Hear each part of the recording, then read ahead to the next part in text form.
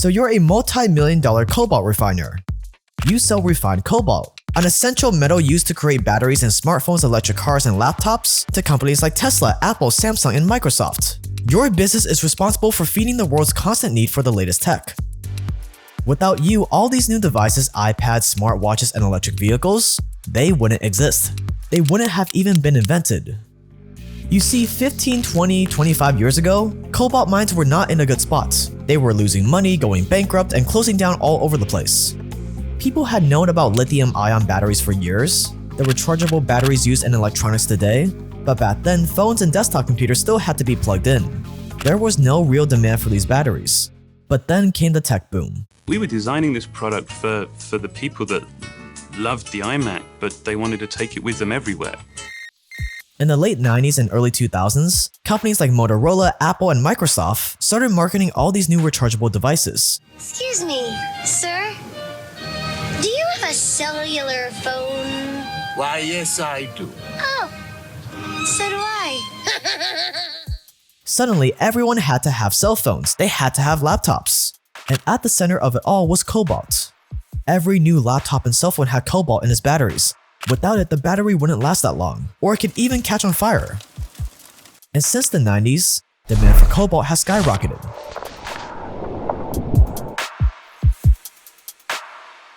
In 2011, a pound of cobalt cost around $18. Today, that same pound of cobalt costs around $32. And it is not slowing down anytime soon. Not when electric cars are set to take over the world. And that's where you come in, the cobalt refinery. The Democratic Republic of Congo produces over 70% of the world's cobalt. And like other African countries filled with corruption, this has given you an opportunity like no other. You see, you could go buy cobalt directly from legit international mining companies in the Congo. That would be the legal, more ethical thing to do. But it wouldn't make you the most profits. These companies charge standard prices for their cobalt. They're not leaving you any wiggle room for negotiation. So instead, you use an alternative. A much easier way to get your hands on dirt cheap cobalt to rake in more profit than you could ever imagine. I'm talking about, of course, informal mines. Mines dug by regular Congolese people, with no safety equipment, no medical insurance, no sick leave, with a very diverse workforce. A workforce made up of everyone from 4-year-old kids to 80-year-old grandmas. That's right, I'm talking about child labor. The cheapest, easiest route to buying cobalt for the lowest prices possible.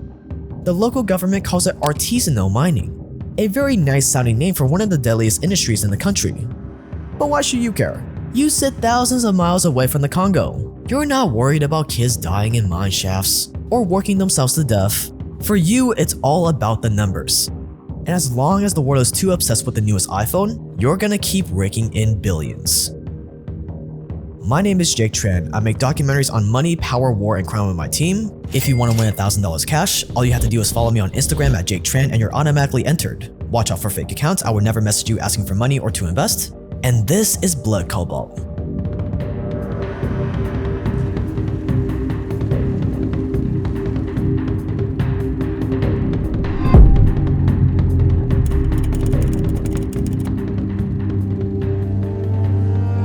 Imagine if you had insider knowledge about EVs way before everyone else knew how big the EV industry would become. You could have built your own EV empire or invested in one before everyone else, making you billions. But big trends like this that change the world are hard to spot. So if you want to know where the world is really headed, so you can act on the next big trend, you need a trusted source. You need your own insider, so to speak. That is where Trends comes in. Trends gives you the inside scoop on the biggest upcoming startup ideas way before anyone else hears about them. It sounds crazy, but it's actually pretty simple. Here's how it works. Trends team of expert analysts pour through thousands of market trends and business ideas, then they vet them, and then they forward the best ones right into your inbox every single week. Now you'll have the power to put the best business ideas into action, while at the same time, you'll be alongside a like-minded community of over 16,000 members who are all rooting for your success. And you never know, one of those 16,000 people could be your next business partner or big investor. And just like that, Trend saves you months of research, thousands of dollars, and all the regret of wishing you started sooner. And it's actually working for people. Look at Narek, for example. He was a Trends member when Trends picked up on signs that the indoor plant market was about to boom. Narek took that report and launched a D2C plant startup. He announced the project to the Trends community, received some valuable advice from other members, and then he started building. 40 days later, he raised $1.5 million in funding. Or take Chris, who built his third-party logistics company Send Eats based on a Trent article about the anything as a service movement. Chris went from having one customer and getting less than 200 orders a month to having 27 customers and hundreds of thousands of dollars in revenue. And if you want to follow in their footsteps, all you have to do is go to the link below and sign up. And when you use my link, you'll also get a 7-day trial of Trends for just $1. So pause the video and click the link below to get started now. Thanks to Trends for sponsoring this video.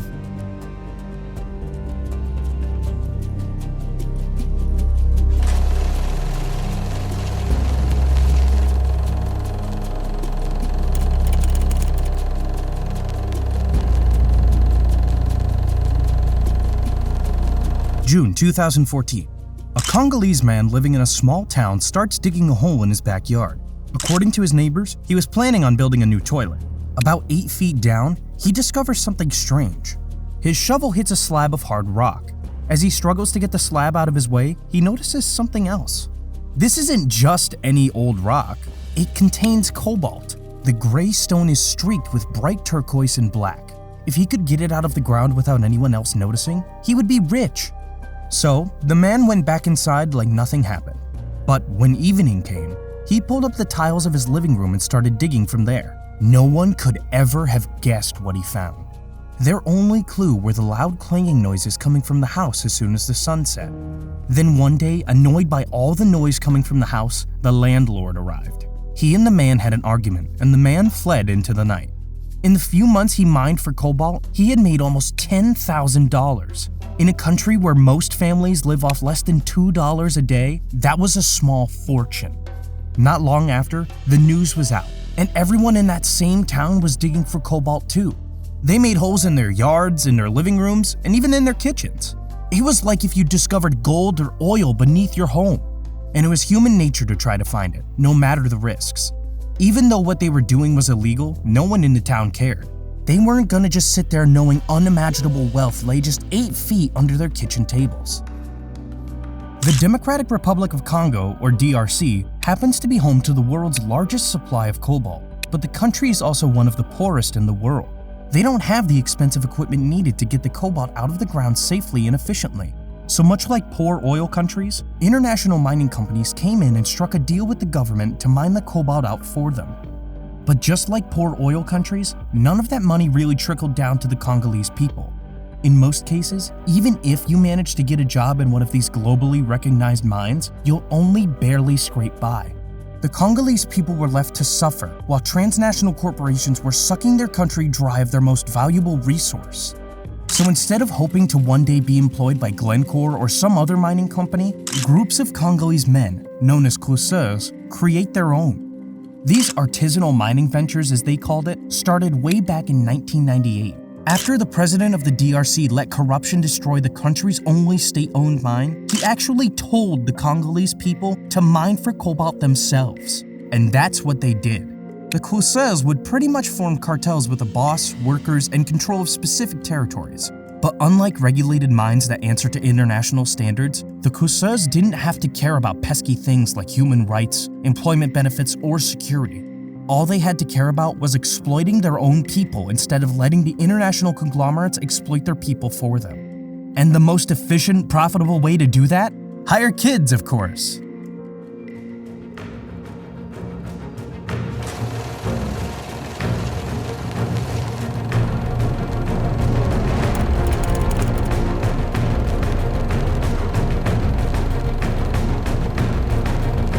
Cobalt might not be toxic to the rest of the world, but to the kids mining in the DRC, it's deadly. Every day, children between the ages of 3 and 18, yes, you heard that right, 3 years old, head out to the artisanal mines. There, they have different jobs depending on their age and skills. While the adult men are the ones digging underground, the youngest boys learn to pick pieces of cobalt rock out of the soil on the surface. The older children carry the sacks. Each sack weighs around 40 kilograms or nearly 90 pounds. And most of these kids carry around 240 of them a day. For 12, 14, or even 16 hours a day, the kids drag sacks of cobalt from the mine openings to the waiting trucks. Every time these kids breathe, they're inhaling tons of cobalt and dust. If they're lucky enough not to be killed in a mine collapse or die of exhaustion, they will probably end up with cobalt poisoning. breathing problems, organ damage, blindness, deafness, and heart disease. All of these issues are caused by exposure to cobalt, and there's something these kids have to deal with every day. Doctors say the number of people getting sick is disturbing. We have many young boys and girls coming into us. Sometimes it's injuries from when the mines collapse. Sometimes it's sexually transmitted diseases. People don't wear protective clothing. So in women, we see birth defects and miscarriages from exposure to the metal. And that's not all. Because of the women and girls working in the mines, they have it far worse. Young girls are raped daily. It's hard to give exact number, but we know it happens a lot. You can tell they have been abused by the change in their behavior. Poverty at home forces them to come here. Some aren't even 14 years old and already have children. We are here because we are suffering. We have nothing to eat. The foreign mining companies won't give us jobs. They are getting rich from our minerals, but we stay poor. On this playground from hell, these children destroy their health and risk their lives for less than $1 a day. But for a millionaire cobalt refiner like yourself, that's exactly how you like it.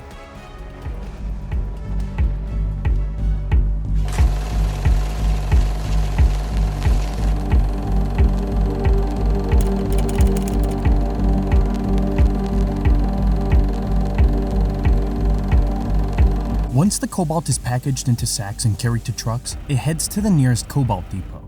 And here's where things get interesting. You see, if you're a global cobalt refiner that sells to reputable companies like Apple and Tesla, you can't just go buying cobalt mined by kids. You'd get fined, canceled, and taken to court in the blink of an eye. Your clients like Apple would also get fined, canceled, etc. So, to get your hands on all that cheap cobalt, you need a little plausible deniability. And here's how it works. First, you buy some cobalt from legitimate above-the-board mining companies. You have to explain where you're getting your supply. And if you mention a globally recognized mining company, people aren't going to ask any more questions. Next, you buy from our more sketchy sources, the cruceros. But here's the thing. If you buy straight from these artisanal miners, it's pretty easy to draw a line from you to the thousands of kids being forced to work in them. So, you involve middlemen. For collecting cobalt, filling sacks, and carrying them to the trucks, Congolese kids get paid around $1 a day. Each child moves up to 240 sacks every day, which means they earn less than half a cent a sack. Each sack weighs 40 kilograms. That means the kids make less than 25 cents per ton, because 1,000 by 40 would equal 25. The cruceros sell that same ton of cobalt to Chinese and Indian middlemen for between $500 and $7,000 a ton. And from there, cobalt collected from dozens of mines around the Congo get mixed together and sold to you, the refiner. Depending on the purity, you can get around 150 kilos of pure, refined cobalt from every ton of mined coal rock, dust, and soil.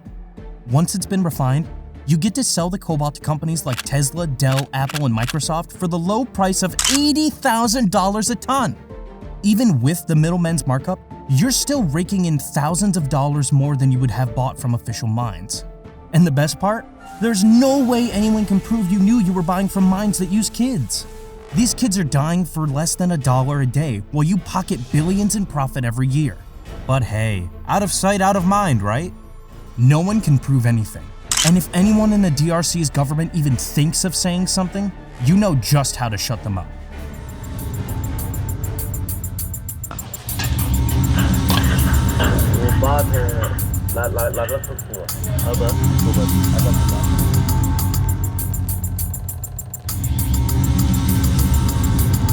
Here's the thing. The DRC's government doesn't just know kids are mining cobalt, it profits from it. Everyone from government officials to security agencies who control access to mining sites make money from artisanal mining. If cruceros want to mine, they have to pay off soldiers and officials. If middlemen want to move their product, they have to bribe the cops to get around.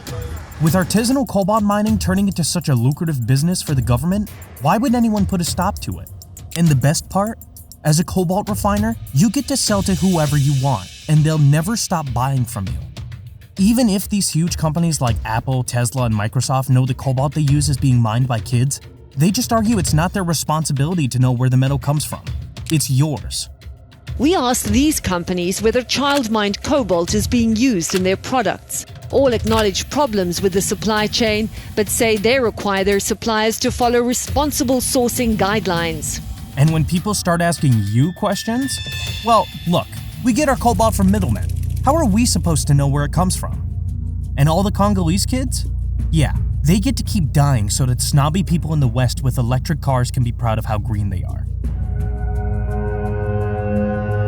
Another super sketchy industry is the genetically modified foods and pesticides industry, with the top dog being Monsanto, the company that owns the world's food supply. Just like almost every other business we've covered on this channel, Monsanto started out all innocent and full of potential.